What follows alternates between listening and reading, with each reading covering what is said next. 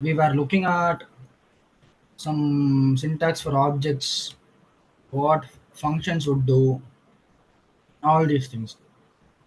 Like we also looked at loops, some concepts for loops. So what we'll do in this session is, since we have almost covered most of the JavaScript basics, we'll move on to the Node framework. All right. So until now, we have been working with Java to solve, manipulate data and all these things. So, before moving on, I'll also teach you about some functions, or some math functions. Math functions are important when you're trying to, you know do calculations and solve these issues. So I'll show you a little bit of some math functions. All right. So we have already seen one of the math functions. I ta- taught you the double multiplication operator, right? Now this did exponential. So I told you you can do this even with math.pow, right?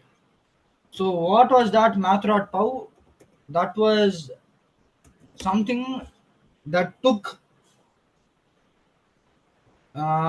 two inputs as arguments. It is a built-in function that takes two arguments. It would return the exponent of those two things. If you gave a comma b, it would return a power b.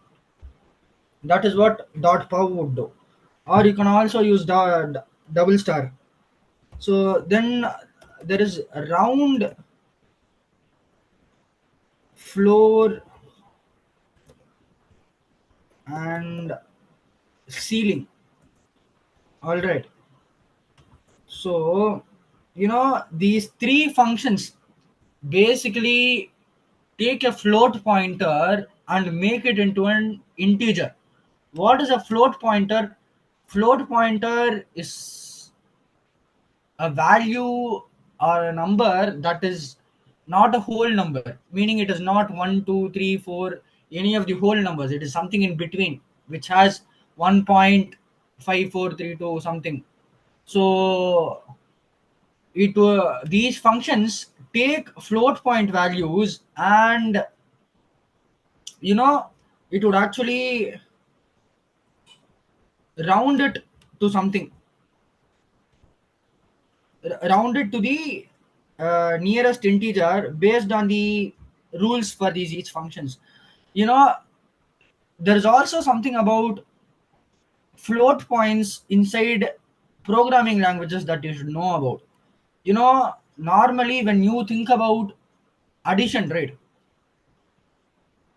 how do you add two numbers? You will add two numbers using the decimal system, right?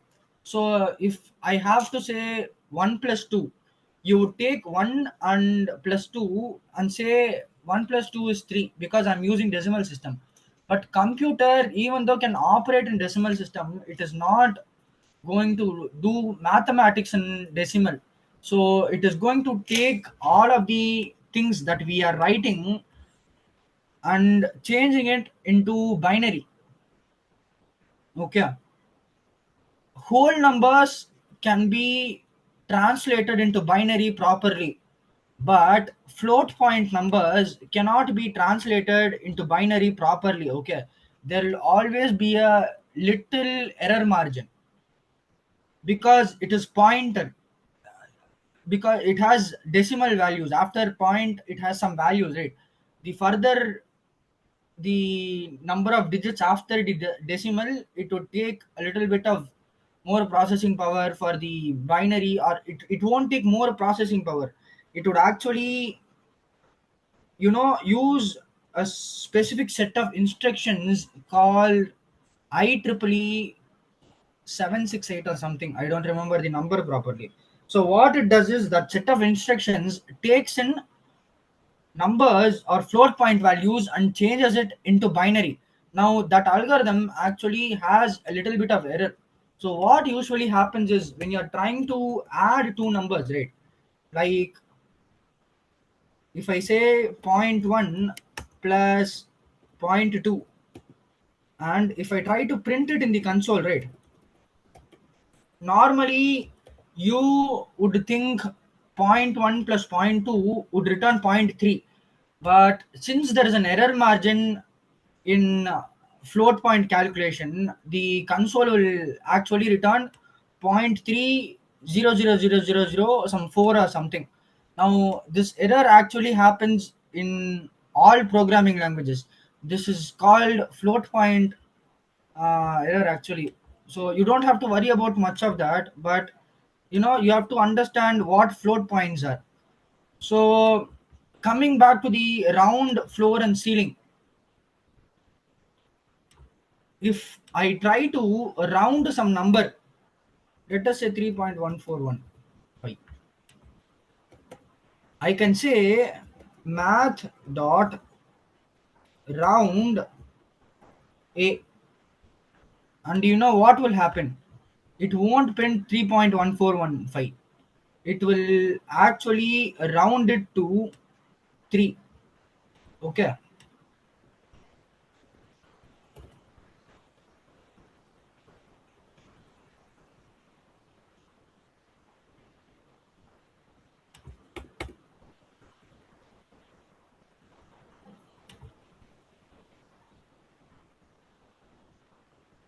No, it is actually not rounding.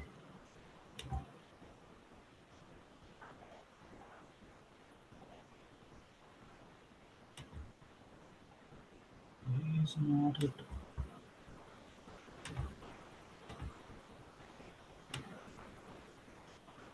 you know Let me work in the console itself. After teaching you about math functions, I'll teach you how to set up your node environment. Okay, so don't worry about this now. So I'll do this and I'll say node state.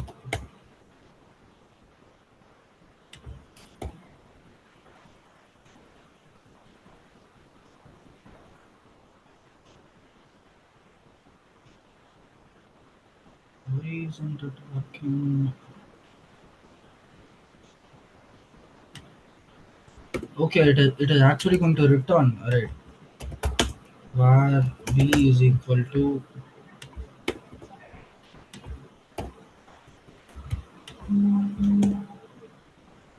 So now you can see when I'm printing B, right? B has the value of math round A, and A's value is 3.14. But when I'm rounding it and printing it, it is printing it to 3. Now round works in a very normal way. How you know how to round? When you round some number, if it is above zero point 0.5, you round it to the next integer. If it is below zero point 0.5, you will round it to the previous integer. Like if I say instead of 3.14, if I say 3.54, right, it would round it to 4. You can see it here, right? But before it is rounding it to 3 because it is less than 5. Now anything equal to or above zero point 0.5, it will round it to the next integer. That is how round works. But floor is different. Now what does floor do? Floor will always round it to the previous integer. Floor, you can imagine it, floor to be the lowest point of the room. Even if I say 3.99999, do you know what will happen? It will round it to 3 because it is rounding it to the previous integer. Even though 4 is the nearest number integer, it is rounding it to the previous integer. That is what floor will do. Now if I do ceiling, right, ceiling does exactly something opposite. Even if I say 3.0001, ceiling will round it to 4, because ceiling will always round numbers to the next integer. All right. So that is how these three functions can be used to round values.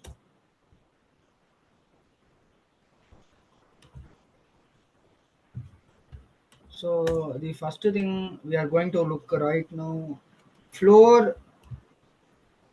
How does round work? Round works like nearest whole number or nearest integer. If zero point 0.5, next integer. Okay. Always previous integer, always next integer. So these are some ways you can round values. Now, just like power, okay, you can also use square root, squrt, and this will square root whatever you give inside it.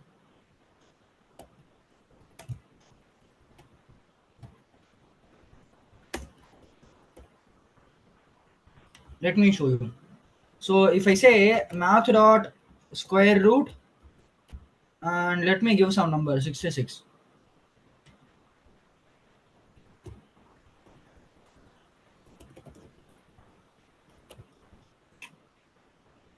What is it going to print? It is going to print the root of 66. You can you actually know root of 64 is 8, right? So you can do like that. Root of 4 is 2. Square root of 9 is 3. So this is how you can use this. Now, just like this, there's also something called absolute. Okay.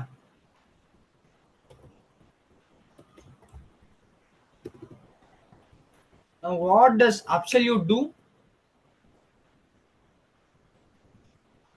Math dot absolute.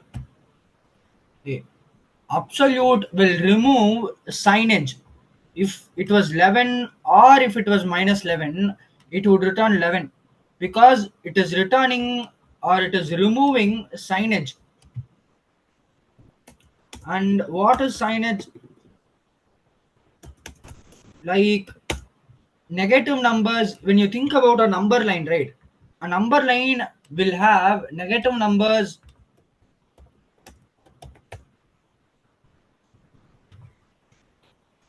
A number line will have negative numbers to the left of the line and positive numbers to the right of the line, right? So when you think about it, the distance between, this is not negative.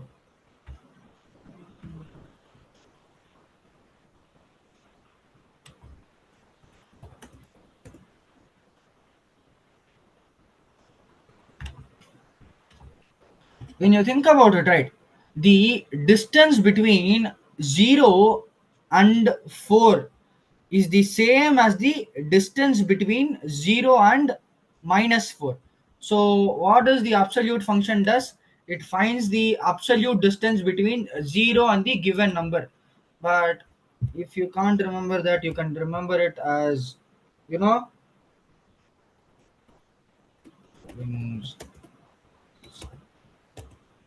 so then comes math. What is math?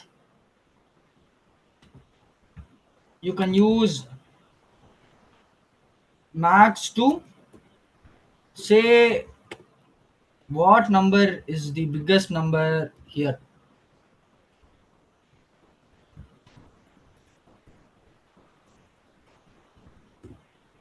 You can see out of all the given numbers, it is telling me 99 is the biggest number. And just like this, I can also say min. What does min do? Min will find the lowest value in the given numbers. So, you can also say random. Do you know what random will do? Random will generate a number between 0 and 1. Like it will be a number that is between 0 and 1. It will always be decimal. You can, if you want to create a random OTP, you can take the first 4 digits. Or if you want a 6 digit value, you can take the first 6 digits. It will always be random. But the thing about this random function is it is actually not that random. JavaScript still uses computer to generate that number, but still you can use it to generate random numbers. And depending upon how many decimal places you want, you can. I taught you some functions now, right? If you want to, you can multiply this random number. This is random. Every time I run it, it will generate a new value. You can see it is generating a new value every time because it is a random value. And what you can do is, now let me generate a 4 digit random value.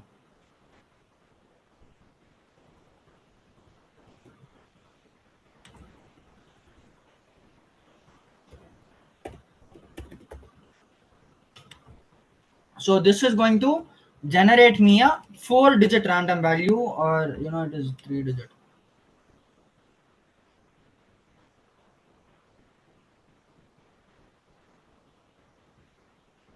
Let me generate it again. Okay. So you can see every time I run it, it will generate a. Is it generating still?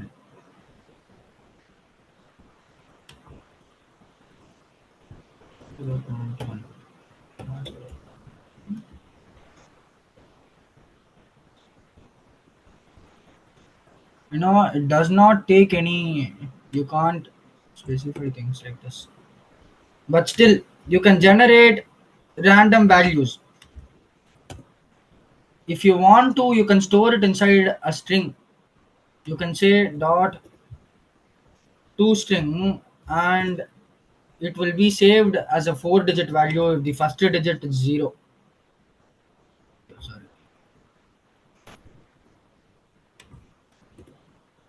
Here it was printing a 3 digit value because the first digit was 0.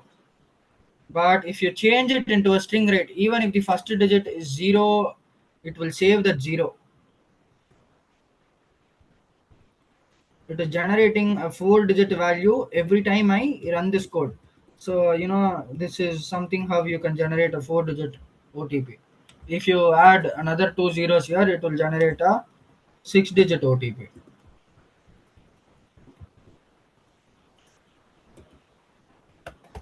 So these are all some math functions: max, min, random. All of them are some math functions that will be helpful for you.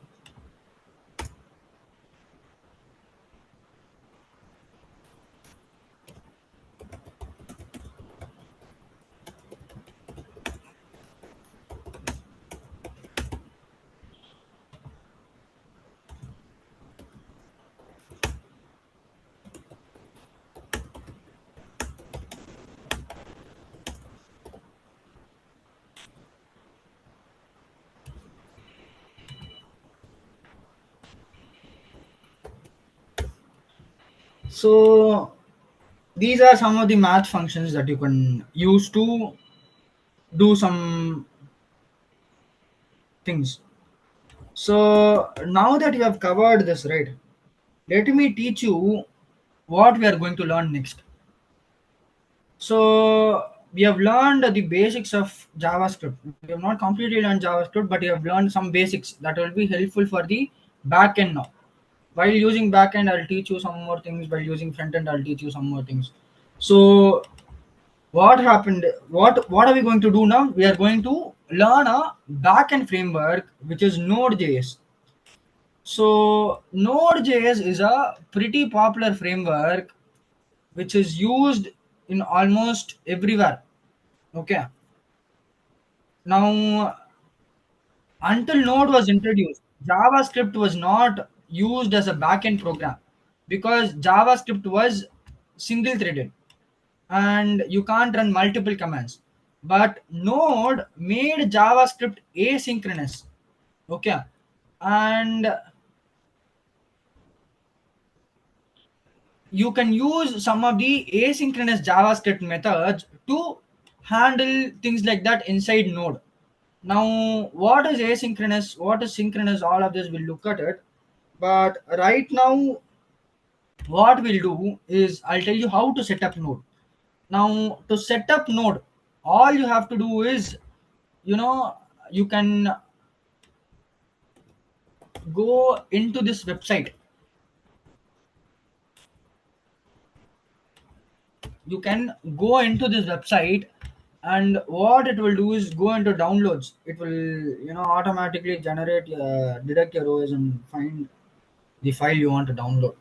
If you're for Windows, it will do Windows. If you're for Mac, Linux, or something, you can select whatever you want.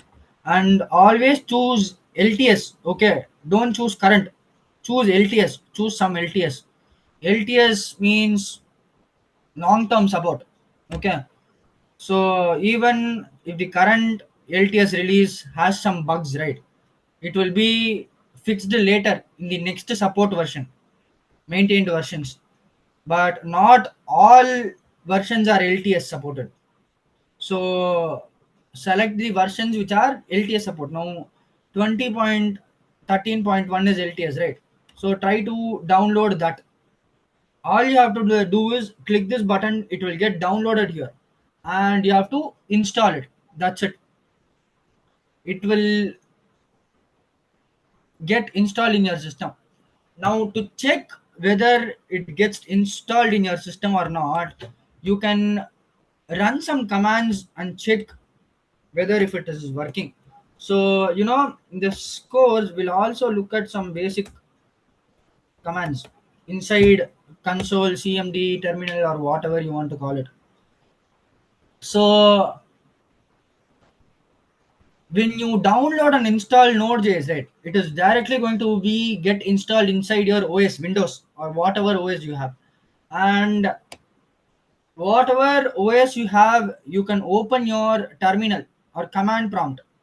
Hit Windows R, say CMD, or you can just hit Windows and search for CMD here or command prompt. It will show you. Instead of using CMD, you can also use PowerShell. It does not matter. Both will work the same way. Or PowerShell actually is for advanced users. If you are going to do some advanced things, try to use PowerShell. But for what task we are going to do now, command prompt is enough. Now, what we are going to do is check whether Node is installed in my system or not. Once you download it, click the downloaded file and give the permission to install it inside your Windows. It will get installed automatically. Then all you have to do is you can just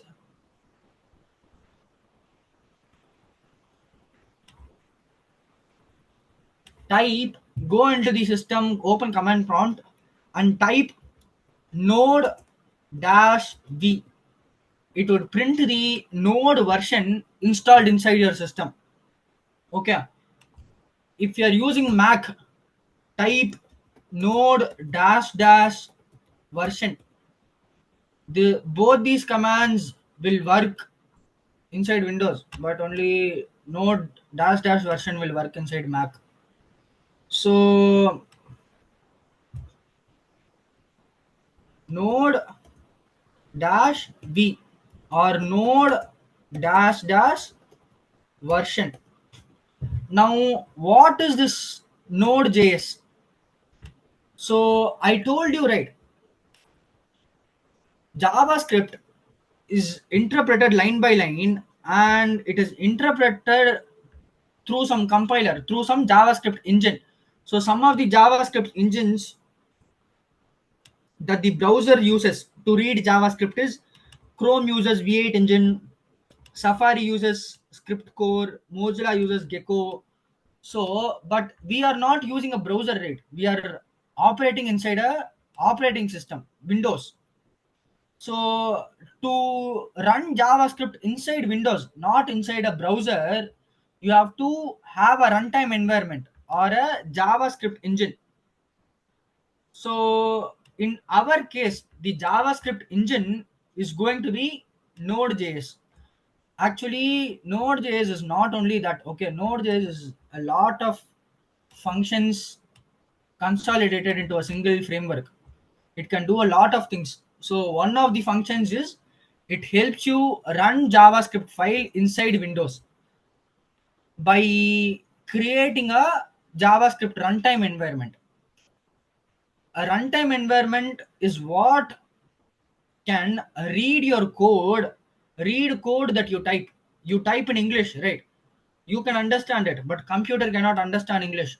So what does it do? It breaks down this code into uh, you can call it assembly language or computer language or any low level language, something that computer can understand, which will be pretty difficult for a human because it will be ones and zeros, all right, binary, and those kind of things will happen inside the node runtime environment. So once you install node, you can check for check if you have installed node properly using this command.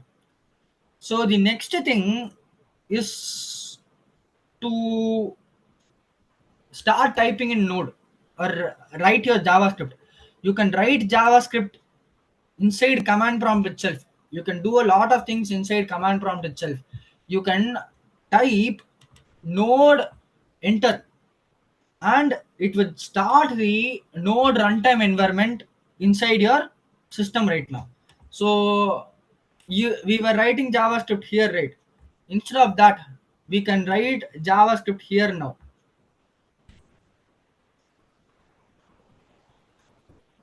So you can see what it is doing. I said var a is equal to -1, and then I have said console.log math absolute a is 11.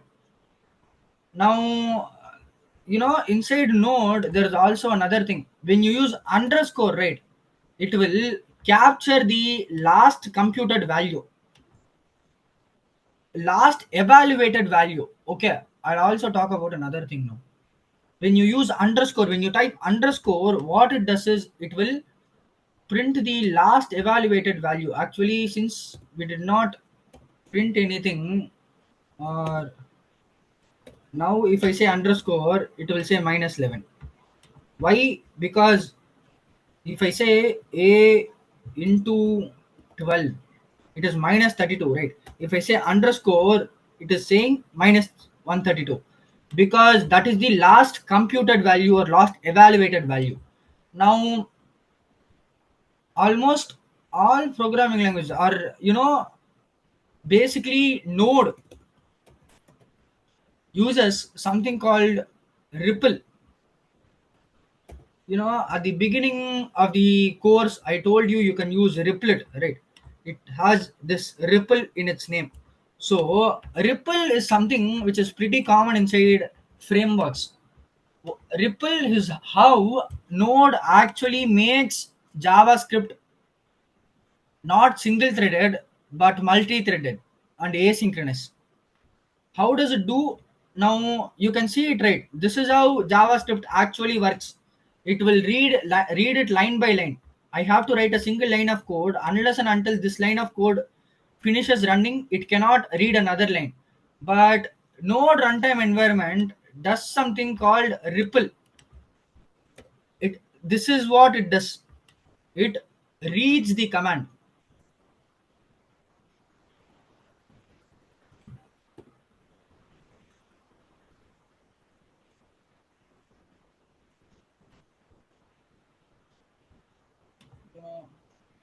It reads the command. It evaluates the command. It prints the evaluated value and loops for the next command. So this is called ripple. What is it doing? It is doing, it is reading my command, evaluating it, printing the evaluated value and looping again for the next command. Now, inside Node, this ripple is done in multiple instances so that lot of commands can run at the same time, even though we are using JavaScript. So that is how Node makes JavaScript asynchronous or multi-threaded. We'll talk about that further down the course, okay? But right now, this is what it does. And this is the command we use, node version, printed the node version, and simply saying node will start the node runtime environment. So there is also another thing you can do. The no just a second.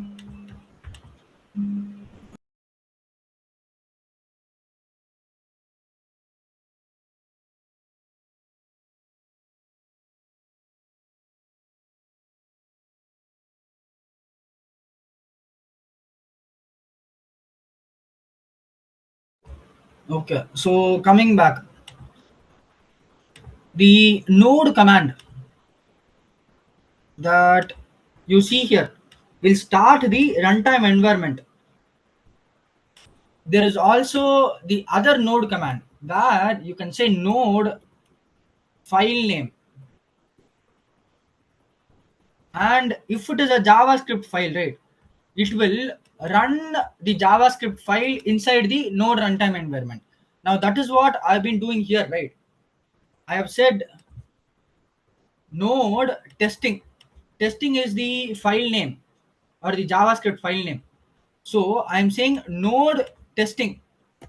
So it is printing this value. What is the value? It is some random 6-digit string. Now, instead of doing that inside the terminal, right, you can also do it here. I'll also teach you some other commands. Okay, when you are using node, or when you're using cmd, or when you are using the terminal, you will always be, you should know some shortcuts. Okay, I'll teach you some basic shortcuts. Cd is one of the shortcuts, or change directory. Cd dot dot will go to the parent directory. I'll show you what all of this will do. Then you can use clear. Clear will actually clear your previous command. Inside command prompt, inside this, it is cls. Inside the terminal, it is clear. So inside command prompt, you can use cls. Inside actual JavaScript engines, right? Inside the website console, like inside this console, inside this console, if you are trying to do it right, you have to say clear this, because that is JavaScript actually. That is not a command at all, but you can still remember it. I'll teach you about that when you come to JavaScript downs, okay? But still remember this command. Here you can use CLS. Now to also terminate something, you can use control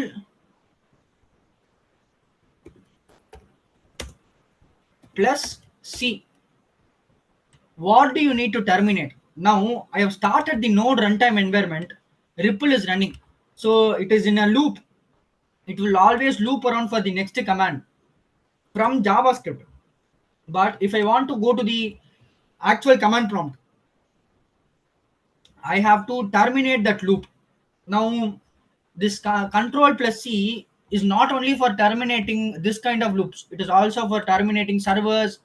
It is for terminating live servers, whatever you want.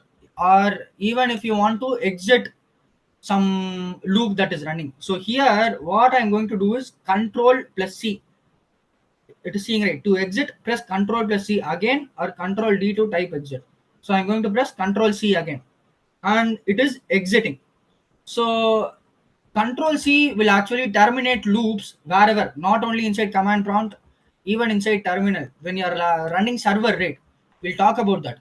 When you're running server, you have to terminate that server sometimes. So to you do that, you have to use control C. And there is also another thing, up arrow. What is up arrow?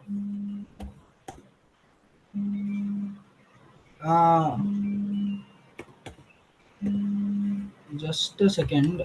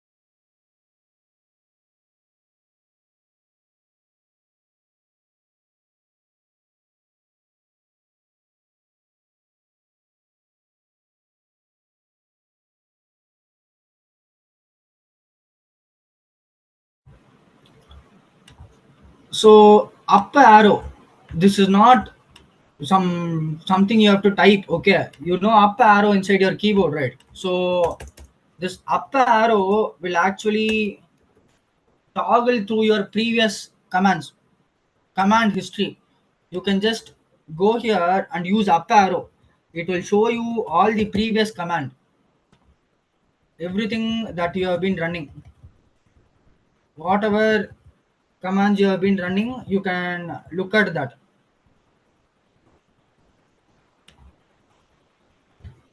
Command history, this will clear or stop, terminate server, terminate loop. These things will clear. CLS will work on command prompt, clear will work inside terminal, clear parenthesis will work inside browser engines. Now what is change directory? Now you have to look at something here. C directory user Shrey OneDrive desktop new folder. Now this is the folder that we have created, new folder, right? Inside that we have this testing.js. We have opened that folder inside Visual Studio Code. Now also about Visual Studio Code, download Visual Studio Code. Okay,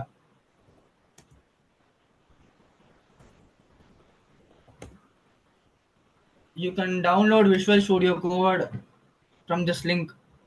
Download for Windows or whatever your OS is. Your system is not accepting Node.js. What error is it showing?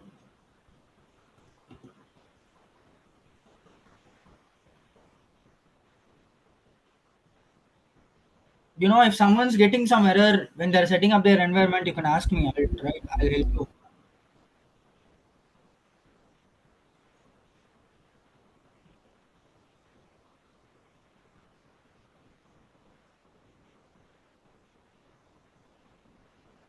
If you can copy paste what error you are getting, I'll tell you what the solution.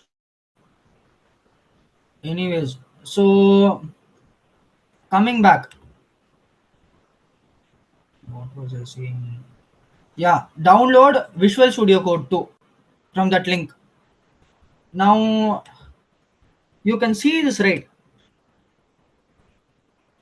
See, user say OneDrive desktop new folder. So the new folder is something we created. The terminal has opened inside new folder, and the new folder is inside desktop. What is the desktop? This is the desktop, and inside desktop you can see the actual new folder. This is the desktop. You can see the folder here, and the desktop folder is inside OneDrive. It is inside this, and it is inside this, inside C drive. So command prompts work something like that. Okay, they this is known as path directory. If you go into file explorer, right, when you look at the path directory of the file explorer, you can see at that, from the command prompt itself, you can open the path directory by saying explorer space dot. It will open the file explorer. Here you can see this, right? This is the path. I can go inside this path too, but to open it inside CMD, I have to change the path directory. That is the path directory I just showed you, right? That is what we are seeing here. Path directory is the way files are stored inside our system.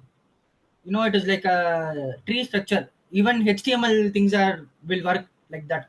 We'll look at this in depth. Okay, I'll teach you all these concepts, but right now I'm going to show you the cd command. What is cd? Change directory. I can do cd dot dot. It will go to the parent directory.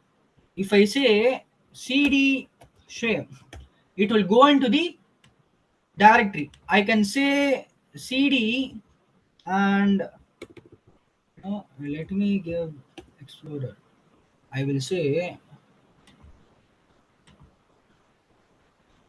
so this is what I want to go inside. Not only this, I actually want to go inside here.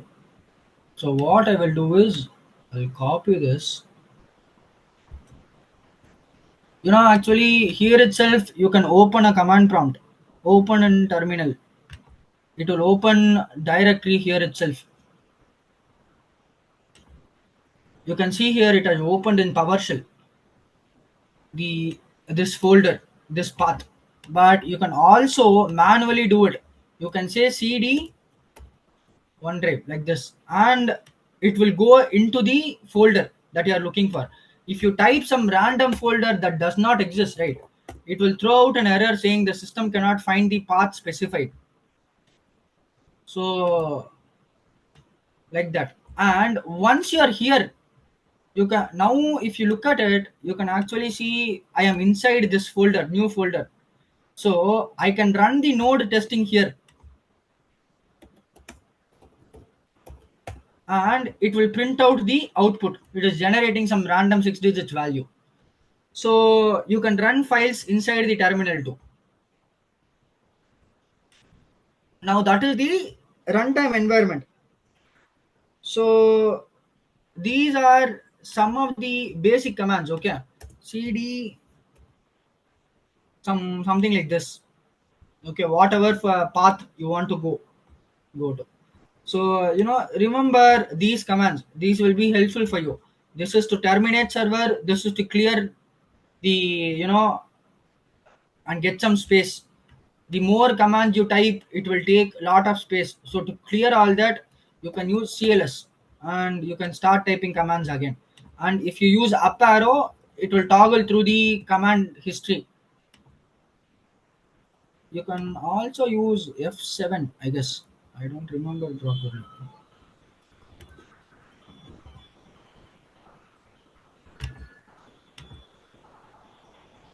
Or those things. So these are some of the basic commands. If you want, you can learn other commands too. But with these commands, you can probably manage developing inside Visual Studio Code. So now what are we going to do with node? I told you, right, it uses the ripple function and makes things asynchronous. So what it also does is, since you are going to be building an application using this framework, you will be writing a lot of code. So I told you, right, node has lot of features. So one of those features, like any other framework, all framework has this feature. So one of those feature is to import and export modules or packages or whatever you want to call it. Inside node it is called modules. So what is modules? Every file that you create is a module. Now what I can do is, I am printing some random 6-digit value, right? I can create a function.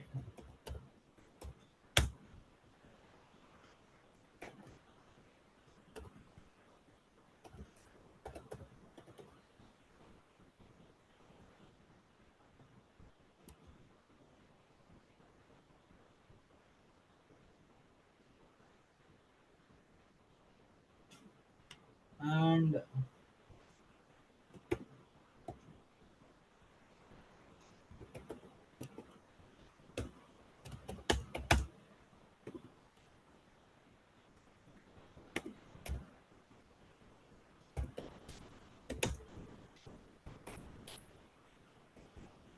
we will do something like this. Okay, let it take some x, and what we'll do,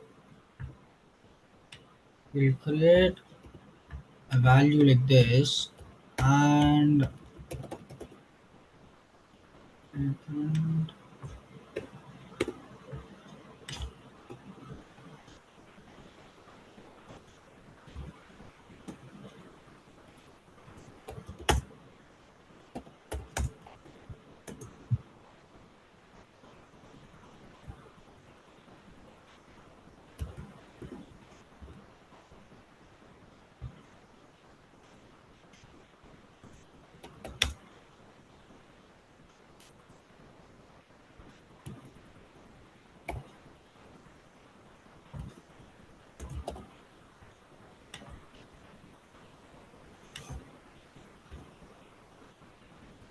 okay.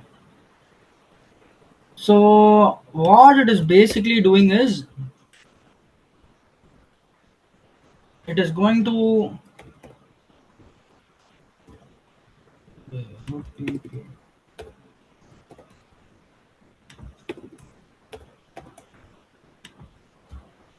you can say some n1. And what is it going to do? You know, try and tell me what this will do. I am calling the function with n1 as its argument, or I am passing n1. N1 has name 1. It takes in the argument, it does this logic, and then it does this logic. So what is it finally going to print? It is printing the OTP for x. What is x? That which has been passed. Which is passed is n1, some name 1. Let me give.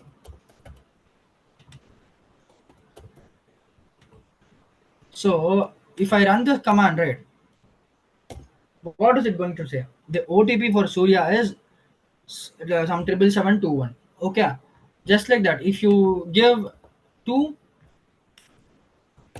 it would say the OTP for Ajit is some different number. So that is how you will write actual code for applications, right? For backend handling data. But now, since this is something very normal, very much simple, I am using only 10 lines. But a real world application can't be written in 10 lines of code.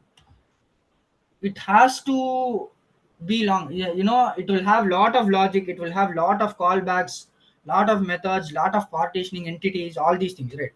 So when code gets complicated, you cannot store all your code inside a single file. You would have to separate your code or partition your code into multiple JavaScript files. And you can partition all those JavaScript files into different folders depending on the type of function they do. And when you do that, right, since until now we were only coding inside a single JavaScript file. Okay, remember that. Even inside the website, even inside now, if we are trying to code two JavaScript files, we won't be able to access the variables in one JavaScript file in the other JavaScript file, because JavaScript is a single threaded function and it cannot run two commands at the same time. It cannot run two files at the same time. But Node can do that, because Node uses REPL as a runtime environment to run multiple files at the same time. It can do it. So I'll teach you how it does all of that. But right now, what we are talking about is modules. So those are what modules are. Every file that you create is considered to be a module, and you can create multiple files and talk in between files through importing and exporting those files inside the specific programs that you need access to them. Okay, so let me try to break this into different parts. Okay, we will say data.js, I will say logic.js, testing.js. I'll copy the logic inside the logic. I'll copy the data inside data. Inside Visual Studio Code also know about something. Okay, you cannot just write code and run the command every time you type something. Okay, you are changing the text, you are changing the code.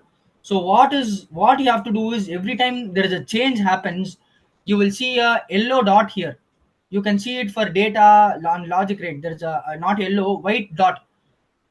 The white dot indicates that you have done some changes inside your file and it is unsaved. So to make that white dot go away, or even if you have to run it, right, if I run the code now, it will work properly even though I have changed the code, because right now the computer or the OS thinks it is, that is the program stored there. So only once you save the program, it will update to the new thing. So to do that, you can go here and press save, or you can just press Control S. It will disappear. You can go here, press Control S. If I press Control S, this white dot will disappear and a into mark will appear. If I press this into mark, it will go, the data JS will go away. So I am pressing here. So now if I run it, it will return an error. What is it returning? It is returning OTP generator is not defined. Why is it not defined? Even though I am calling the OTP generator, the function is not actually defined inside texting. It is defined inside logic, but I'm not able to access it. How do I access it? I have to export it from logic and import it inside testing. So let me teach you the syntax for exporting a module. Now, whenever you are exporting some modules, right, the JavaScript file that you are exporting, it will get exported actually as an object. Okay, it will get exported as an object with property name and property value. If it is a function, it will be function name, function logic. If it is a variable, it will be variable name, variable value. So every file that you create is a module, and you can import or export. Modules are also called as packages, depends upon where you're referring to them.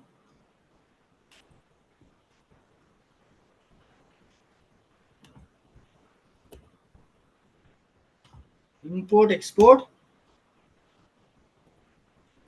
package, or you can also call them dependency. You call them dependency because now your this file, the testing file will not work because OTP generator function is not defined. It is defined here, meaning the testing file is dependent on the logic file. So it is also called a dependency. You have to import and export the dependency file there, or you can call it package or model. You can call it whatever you want. Terms are not important. So, and when you are importing or exporting, right, the data is treated as an object. This is what we have learned about objects right now. I have not even taught you about object destruction. We'll talk about that. Okay. So, how do you export first? Without exporting, you cannot import. So, how do you export? To export modules, you have to say module dot exports equal to, if it is a single function or a single variable. Now you can export data and logic. Okay, you only have to mention the name. It will automatically capture that. If I am exporting this logic, right, I would say module dot exports equal to OTP generator.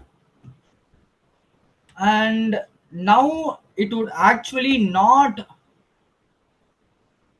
let me also say const OTP generator is equal to require. This is how you import inside node. Okay, you might have seen lot of importing syntax. Like inside Java you use the actual keyword import, inside Python also you use the actual keyword import. Inside uh, C++, you use something called include h, those kind of syntax. It depends upon the programming language. Inside node framework you use the keyword require, that is for importing. Okay,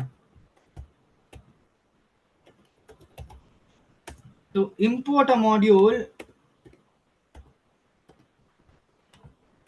what is done, uh, you will say some data type. Normally you can say it as const because you don't want to override something you're changing. Then you will say some module name. You can give whatever name you want. You say require, and you give the actual path,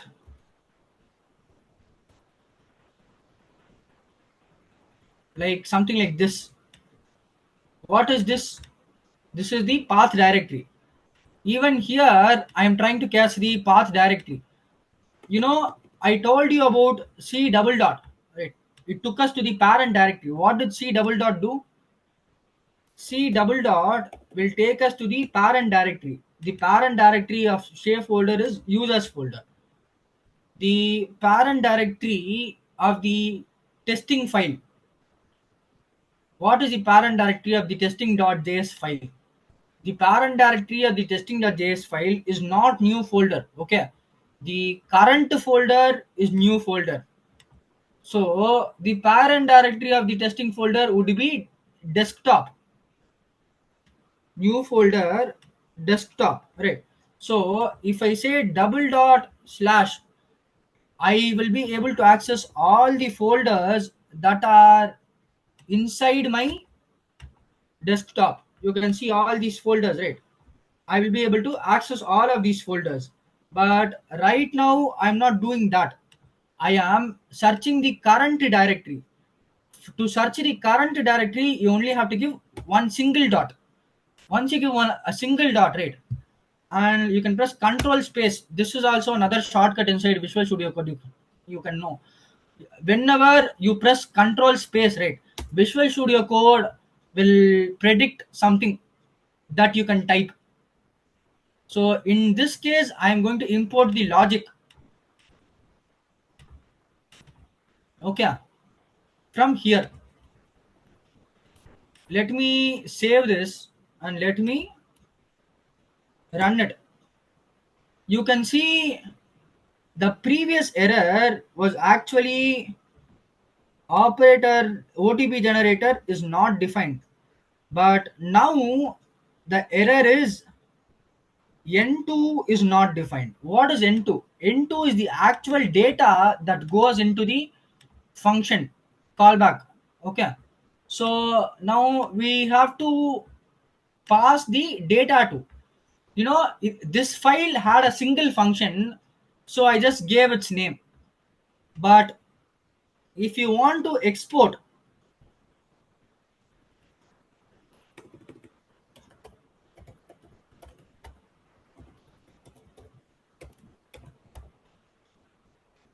if I want to export, I can just export a single variable to. I can just say n2, and I can just import n2 is equal to require data. So now what would happen is it will print the output properly. Now N2 is defined and OTP generator is defined. But there is something you can do. Okay. I cannot access N1 now because I'm not transferring N1. How do you transfer N1 to? You have to transfer N1 as an total object. So you can say N1 comma N2. Now when I am doing this, right, it is no longer going to work. Why is it no longer going to work? Because it is an object. Whatever I'm getting is actually an object. It cannot get the actual data. So instead of saying the actual individual variables, I will say the file name data. Okay, so I told you, right, you can say or module name. The module name in this case is logic, or in this case is data. So I am saying the module name and saying require. So what does that do? That is useful when you are exporting multiple things.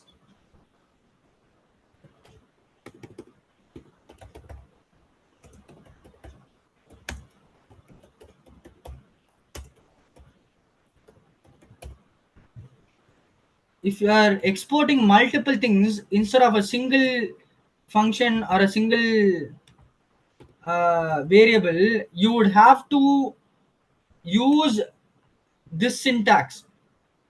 Okay, now there is also another syntax, okay, that uses module name here. That is only for built-in module. We'll talk about it later, but until now, look at this.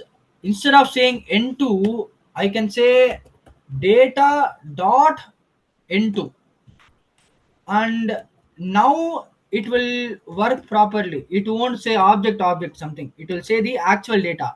If I say n2, it will print the next data. So you can see it. This is dot notation because the data that is being transferred is treated as an object. Now instead of doing something like this, right, you can also do it in another way. How? You can object destruct. Now what is object destruction? I have taught you this way, right, of how you can access values, but you can also object destruct. What is object destruction? You can say the property name.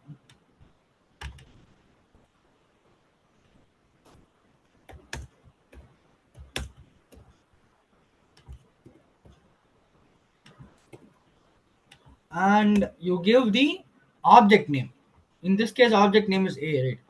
When you do something like this, right, you can use the actual property name one instead of using A dot property name one.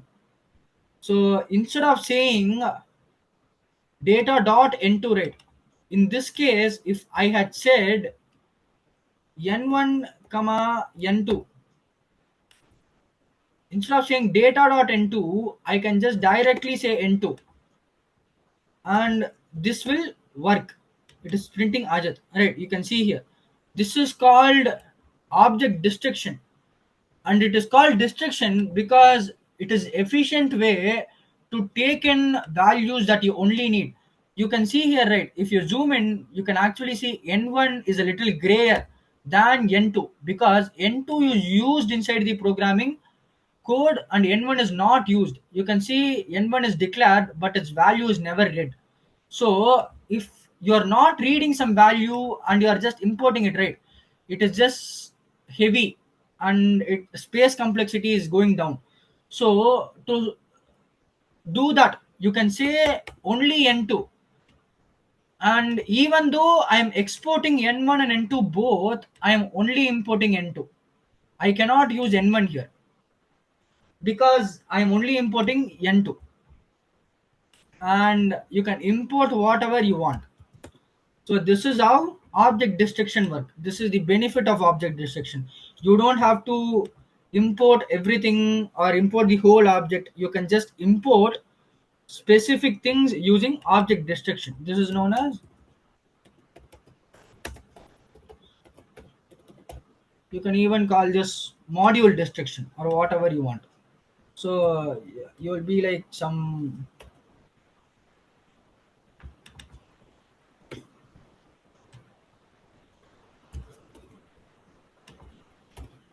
if I'm exporting two data and two functions, I can choose to import only two data and one function, which I am going to be using inside my code.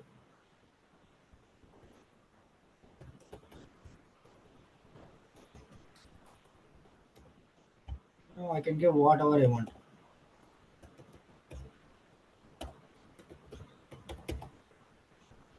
So this is how you export and import modules, and using that you will be able to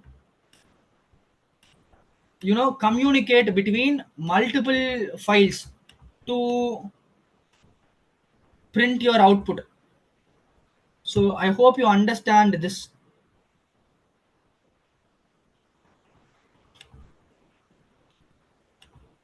These are how modules will work. All right. So the next thing, this is the very basic thing in React. Okay, this is not something complicated. So next thing is built-in modules. So I told you, right, Node gives you runtime environment. Node helps you exporting and importing. Node helps makes JavaScript asynchronous. Apart from that, Node also has some built-in modules. So when we were learning JavaScript had in some built-in functions, right? Functions for math operations, functions for array operations, functions for string operations, all these things. Just like that, Node also has some functions, built-in functions, but it has lot of functions. So you have to import the module which you are going to use. Now you can see math.module, right? When I was math.pow, all these things I was using by saying math dot something, because math is a class or a module which has all these functions, just like how array had all these functions and things like that. Here, instead of saying the n2 object description, I said data dot n2, right? So something like that. Now, Node has built-in modules which has lot of other functions. These are all helpful for developing the backend faster. So the Node framework is pretty much useful in making development easier and faster for backend developers. So it is actually a framework that is built on top of JavaScript. Okay, it is specifically built for JavaScript, but it can also implement TypeScript. Okay, until now we have learned JavaScript. When you think about JavaScript, right? JavaScript itself is a language, is a programming language, but JavaScript comes under TypeScript, or JavaScript comes under ECMAScript.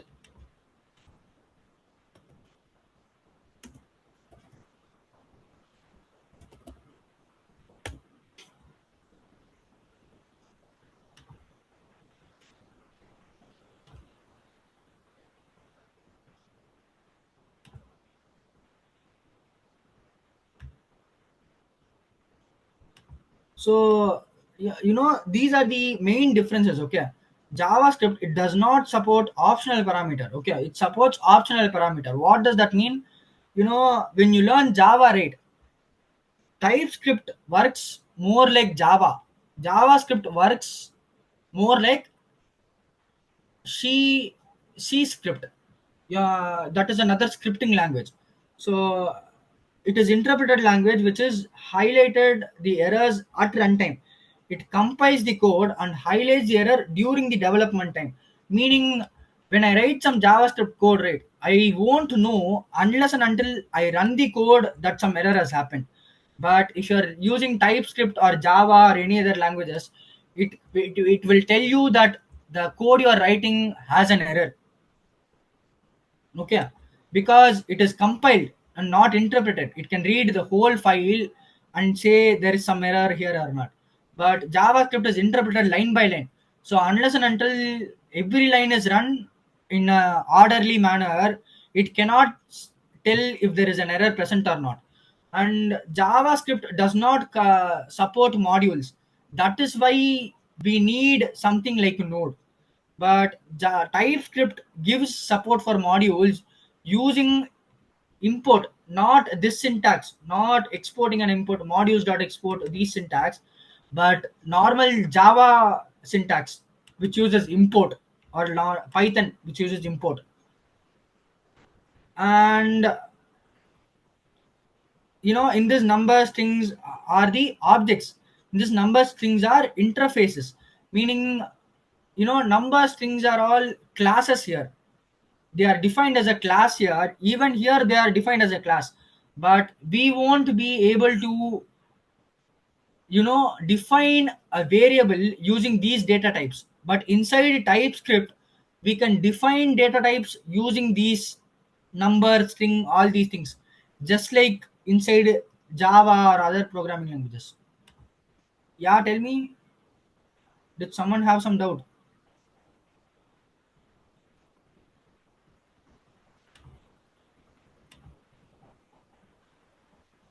Okay, so moving on. And you know forget about the last part. Let me tell you what ECMAScript is. So ECMAScript is basically the standard for all scripting languages, and JavaScript is built on top of ECMAScript. ECMAScript, you can think of it as a set of rules. Okay, you can build a new scripting language using the rules of ECMAScript. JavaScript is a language that is built on top of rules of ECMAScript. Even TypeScript is a language that is built on top of ECMAScript. And languages like JavaScript are based on the ECMAScript standard. The core features of JavaScript are based on ECMAScript standard. It's based on no, forget about it. So that is the main thing about ECMAScript. ECMAScript is a rule, like it is like saying these are all should be present in it for it to be a scripting language, or not, or you cannot use our rule base. You can develop a programming language that is not based on ECMAScript, but if you want to developing a scripting language, then you have to follow ECMAScript rules. This is for developing programming languages, not for developing applications. Okay, so you don't have to worry about all these things. You can, this is imagining it pretty easily. So I hope you understand the difference between JavaScript, TypeScript, ECMAScript, all these things. Now, so what I was saying was, Node has built-in modules which it can use to import and export. Now, we'll be learning about some of these built-in modules. Okay, we cannot learn all the built-in modules. If you go to this URL, right, the best way to learn any new framework or any new programming language, not new, right, like if you are new to it, is to actually go to the that program languages website or that frameworks website and go to docs. So docs are basically documentation that is given by the developer of the framework or the programming language. So it is going to tell you what are all the things that you can actually do using this thing. So you can see it is showing me all the built-in modules. We'll actually be learning some of these built-in modules. Like we'll be learning OS, we'll be learning path, and we'll be learning file systems. We'll also be learning HTTP, which is the most major thing. Now, HTTP is what is used as a protocol. The full form of HTTP is actually Hypertext Transfer Protocol. Okay, everything on the internet is actually running through HTTP. Internet is actually computers. Okay, I'll talk to you about this deeper when we talk about HTTP. But right now, know that all websites, everything that is on the internet, is actually transferred through HTTP protocol. HTTP, HTTP2, HTTPS, all of them have the same syntax. So if you understand one of these things, you can work with all of them. So the file modules we'll be looking at are, you know, OS, path, file systems, and HTTP. So the first three, actually the first two are basically very simple, but the next two are, a little bit complicated. File systems are how you read and write files inside local. HTTP is how you read and write files on the internet. So, and I told you, right, whatever data, it can only be manipulated through the CRUD operations. So inside HTTP, we'll also learn how the CRUD operations work, the CRUD methods. What are the CRUD methods? CRUD methods are get for reading, post for creating, put or patch for updating, delete for delete. We'll look at more of this when we come to HTTP. So, if you want to learn about some specific module that is very important in your personal project, you can go into some specific thing and you will be looking at all the function. You can see permission is actually, it only has a simple function. It will tell you if you want to give permission or not. Now, again, OS is also a pretty small module. It only has this much amount of functions. So path, we'll also learn about path is also pretty small. And but other things, I told you file systems is actually a pretty complicated module. There are a lot of things you can do using file systems. File systems.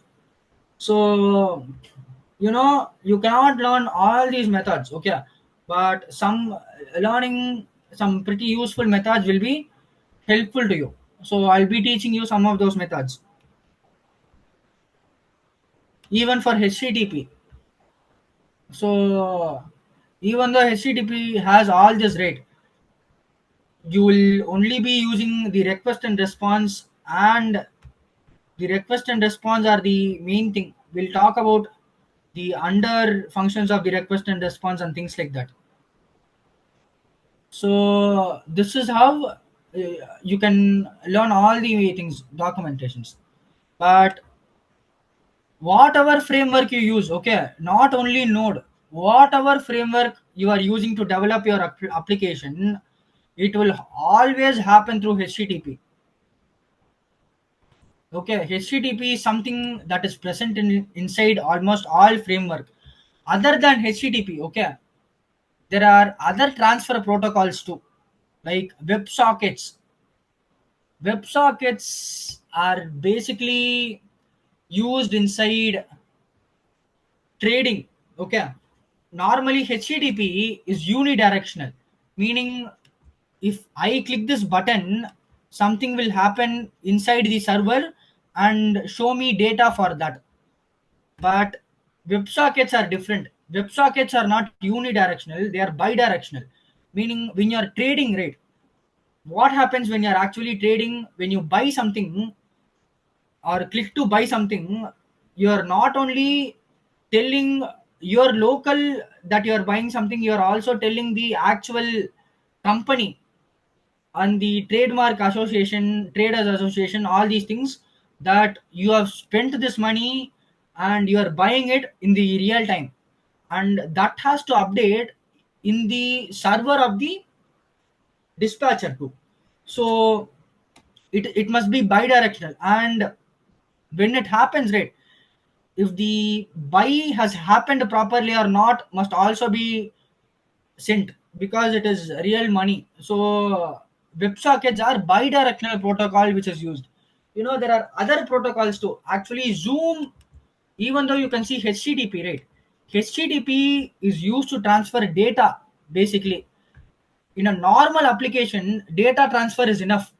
In trading applications, maybe WebSockets are used, but web applications like Zoom, okay, they use something called WebRTC. WebRTC is used to transfer data, video, audio, all these things in real time, peer to peer. Okay, it is not unidirectional, bidirectional. Okay, it is real time communication. Even some chat applications uses WebRTC. It is basically used to transfer data from one system to other system directly. It is not actually uh, taking my data, storing it inside a server and showing that data to you. It is actually showing things directly from my system to your system. However you are watching this meeting, whatever you are watching it on mobile, laptop, PC, whatever you are watching it on, a peer-to-peer connection has happened between your system and my system through WebRTC protocol right now inside Zoom. Okay, you don't have to worry about all the protocols, but if you're going to become an advanced developer, you must have an idea about all the protocols. We will only be looking at HTTP protocol, okay, because that is the most major protocol which is used by every application. So you know this we'll be looking at the built-in modules in depth in the next session. If you guys have any doubts until now, you can ask me. If you guys if someone were not able to set up the environment, you can ask me now. I'll guide you how to set up the environment also.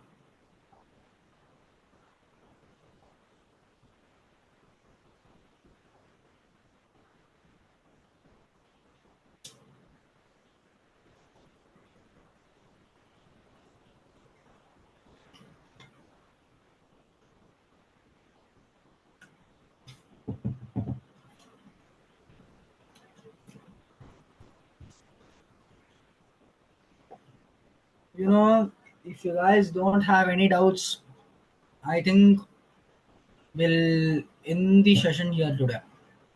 So I told you guys that we'll be working with frameworks from this class, right? So at least from for people who don't have a system, try to get a system from the next session.